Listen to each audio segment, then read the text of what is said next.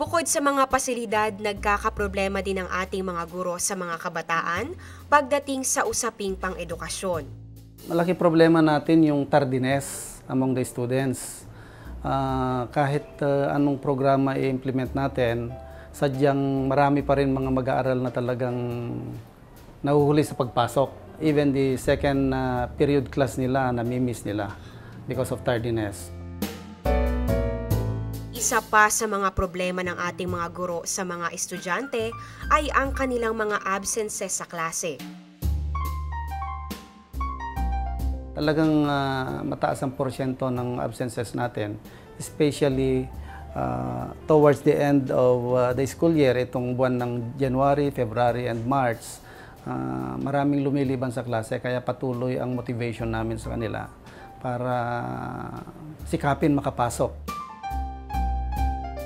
Ang ilan namang mga kabataan ay hindi nabibigyan ng sapat na atensyon ng mga magulang.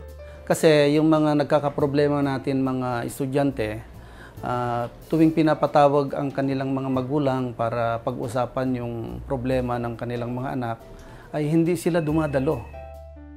20% lamang ng parent and guardian ang talagang nakakatutok sa kanilang mga anak dahil sa kanilang abalang schedule.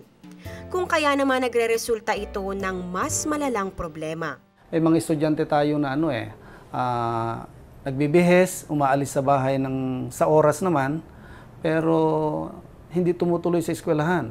Minsan nasa mga mga computer shops at yung iba ay pumupunta sa barkada, ganon.